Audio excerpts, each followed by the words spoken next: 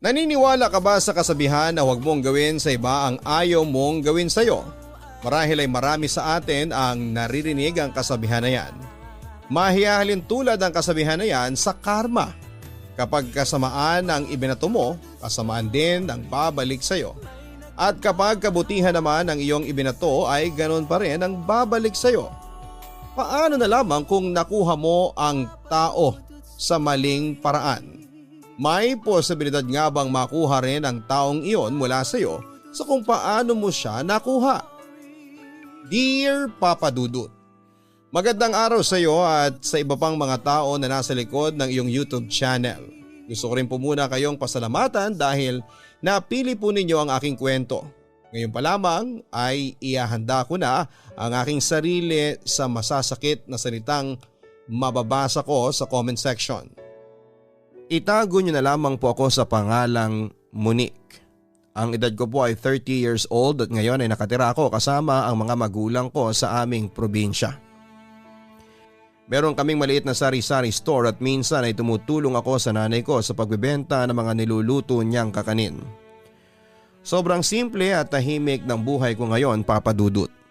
Malayong malayo sa naging buhay ko noong ako ay nasa syudad pa lamang. 4 years ago ay lumuwas ako sa syudad para magtrabaho. Kagaya ng paniniwala ng ibang probinsyanang kagaya ko ay may magandang mga trabaho sa syudad. Bilang hindi ako nakapag-college at high school lamang ang aking natapos ay limitado lamang ang aking napag-applyan na trabaho, Papa Dudut. Kasama ko noon ang kaibigan at kababata ko na si Rhea. Nakipagsapalaran kami sa lugar na hindi kami pamilyar. Noong una ay nakapasok kami sa isang eatery malapit sa terminal ng jeep. Naging janitress din kami at helper sa isang salon. Hanggang sa makapasok kaming cashier sa isang supermarket. Umuupa na kami noon sa isang malit na boarding house. Sa pagiging cashier kami nagtagal at naging regular ni Rhea. Medyo mahirap ang trabaho pero bawi naman sa sahod at benefits kaya tinitiis na lang naming dalawa para may maipadala kaming pera sa aming pamilya sa probinsya. Bukod sa pamilya ay may isa pa akong inspirasyon kaya hindi ako uma-absent sa trabaho, Papa Dudut. Yon ay walang iba kundi ang supervisor namin na si Eric. Mas matanda siya sa akin ng 2 taon, gwapo, matangkad at maganda siyang magdamit, Papa Dudut.